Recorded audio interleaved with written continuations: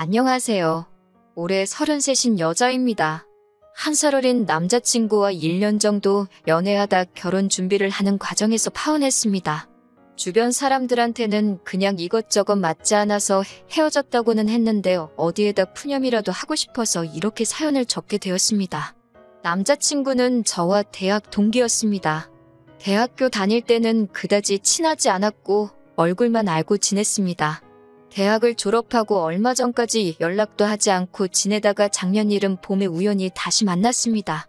친구와 제가 술을 마시고 있었는데 친구와 계속 연락하던 남자친구가 우연히 합석을 하게 되었거든요. 사회생활하면서 이리저리 치이다가 남자친구를 만나니 다시 20대 그 시절로 돌아간 기분이 들었습니다. 게다가 그날 이후로 남자친구는 오늘 뭐하냐, 밥 먹자, 영화 보자 등으로 계속해서 연락을 해왔습니다. 그의 적극적인 대시에 결국 저희는 사귀게 되었습니다. 저는 대학 졸업 후 일본으로 유학을 떠났어요. 어학연수로 떠났다가 본격적으로 공부를 해보고 싶어서 대학원까지 진학하기로 결정했고요. 졸업 후에는 한국으로 들어오려고 했는데 교수님의 추천으로 어쩌다 취업까지 하게 되었습니다. 그렇게 일본에서 몇 년을 머무르다 코로나가 터지기 얼마 전 한국으로 돌아와 재취업을 했습니다. 그렇게 다시 직장을 다니기 시작한 지는 2, 3년밖에 되지 않았습니다. 저희 집안이 경제적으로 아주 유복한 집안은 아니지만 그래도 제가 하고 싶다는 건 다 하게 해주신 부모님의 서포트가 있었기에 가능한 일이었습니다. 참고로 저희 부모님은 노후 준비도 다 되어 있으십니다. 그렇다고 하더라도 저는 더 이상 부모님께 경제적으로 기대고 싶지 않았습니다. 특히 결혼만큼은 제 힘으로 하고 싶었고요. 그렇기에 남자친구와 연애를 시작하면서 저는 분명히 당장 결혼할 마음이 없다고 말했습니다. 남자친구는 이해한다면서 자기도 당장 결혼할 생각은 없으니 서로 그런 건 신경 쓰지 말고 연애하자고 하더라고요. 하지만 사귄 지 6개월 정도 지난 후부터 이따금씩 대화 도중에 만약에 우리가 같이 살면 어떨까, 아이를 가지면 어떨까 이런 말을 종종 꺼내왔습니다. 그럴 때마다 제 마음은 너무 불편하고 부담스러워서 지금은 먼 미래의 이야기보단 지금의 우리한테 집중을 하자고 대화의 주제를 다른 쪽으로 돌리곤 그랬습니다. 그러다 저희가 사귄 지 1주년이 되었을 무렵 남자친구가 기어이 저에게 프로포즈를 해왔습니다. 프로포즈를 할 만큼 나를 사랑하는구나 싶어서 기쁘기도 했지만 동시에 아무런 준비도 되어 있지 않은데 어쩌지라는 걱정과 우려도 되었어요. 결국 저는 남자친구에게 나는 아직 결혼할 준비가 안 되어 있다고 미안하다고 프로포즈를 거절했습니다. 그럼에도 불구하고 남자친구는 자기가 모아둔 돈도 있고 시댁에서 집도 해주실 거라면서 제발 다시 생각해보라고 하더라고요. 그러면서 장기적으로 봤을 때는 제가 연봉도 더 많이 받으니까 자기는 손해보는 거 하나도 없다고 부담 갖지 말라고 했습니다. 그런 말을 들으면서도 저는 미안하고 부담스러워서 다시 한번 거절을 했어요. 하지만 동시에 저도 남자친구를 사랑하는 마음은 진심이었기에 친정에 이러한 일이 있었다고 말씀은 드렸습니다. 그리고 감사하게도 친정 부모님이 현금 5천만 원을 지원해 주신다며 결혼을 하라고 하셨습니다. 일본에서 직장 생활을 하는 동안에는 직접 벌어서 생활비로 충당했고 국내로 들어와서는 직장 생활을 한 지 얼마 되지 않아서 많이 모으지 못한 상황이었습니다. 그래서 제가 모아둔 돈 2천에 부모님이 주신 5천, 그리고 남자친구가 모아둔 돈 8천을 가지고 결혼 준비를 시작했습니다. 저는 서울에서 태어나 초중고대학을 전부 서울에서 나왔습니다. 그러다 일본으로 유학을 떠났고 계속해서 일본에 있었어요.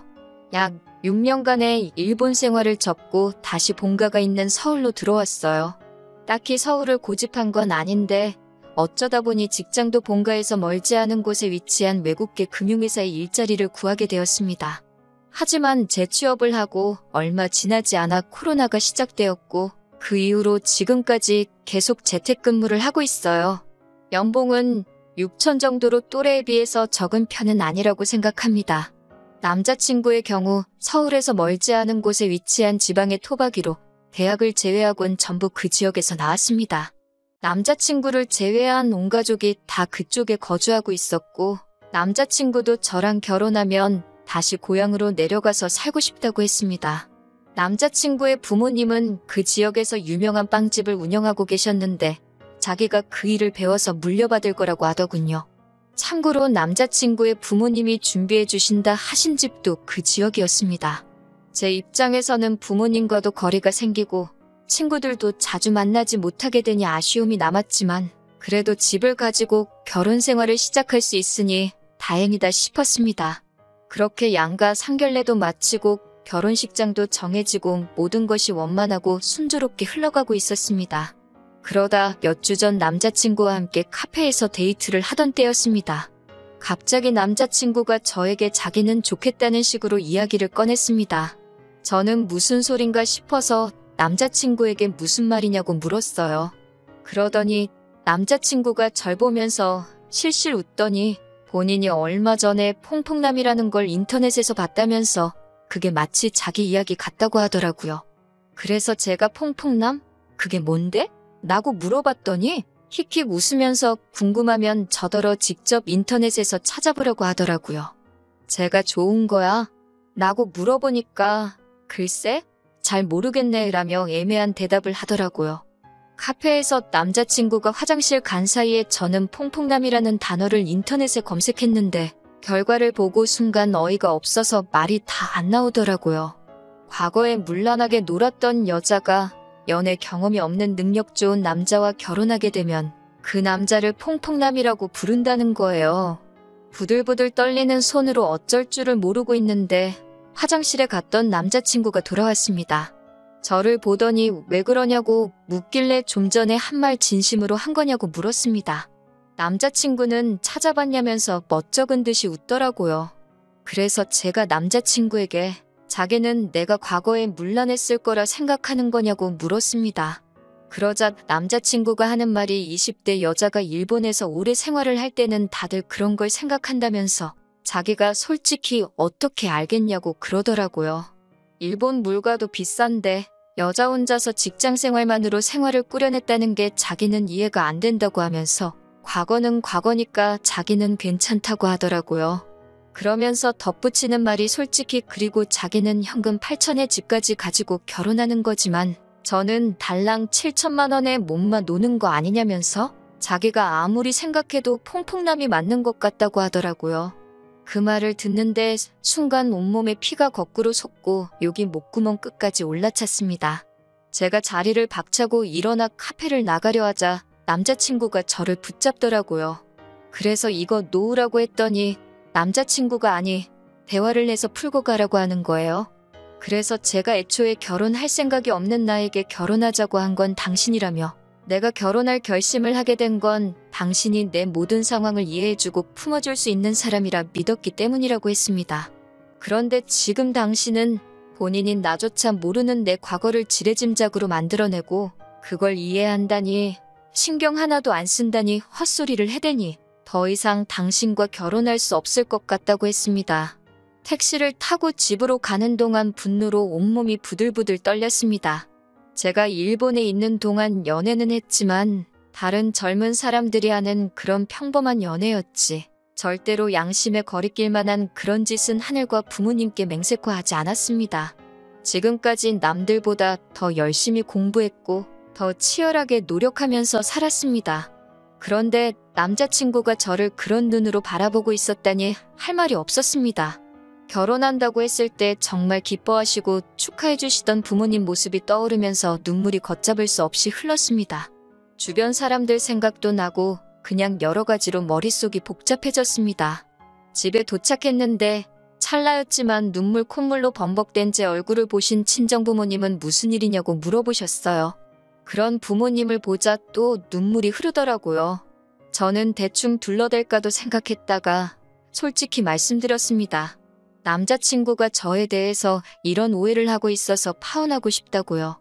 그러자 친정아버지는 남자친구를 가만두지 않겠다며 당장이라도 쫓아가실 분위기였어요. 저는 그럴 필요도 없는 사람이라고 그냥 죄송하다고 했습니다. 친정부모님은 제가 죄송할 게 뭐 있냐면서 차라리 결혼 전에 그런 인간인 걸 알아서 다행이라고 생각하라 하시더군요. 남자친구는 그날 이후로 하루도 빼지 않고 수십 통씩 전화를 걸어왔습니다. 제가 죽어도 받지 않고 있으니 집 앞까지 찾아와 자기가 잘못했다며 실수로 그런 말을 한 거라며 한 번만 용서해달라고 빌더군요. 그러다 나중에는 예비 시부모님께서도 연락을 해오셨어요. 그러면서 하신다는 말씀이 제가 문란하게 안 살았다고 하니까 믿어주긴 하는데 솔직히 당신들도 증거가 없으니 찜찜하긴 하시다고요. 그렇지만 제가 이 정도로 강경하게 나오는 거 보면 제 말이 맞긴 한 것 같다면서 제 말을 믿어줄 테니 적당히 이쯤에서 하고 얼른 둘이 결혼하라고 하시더군요.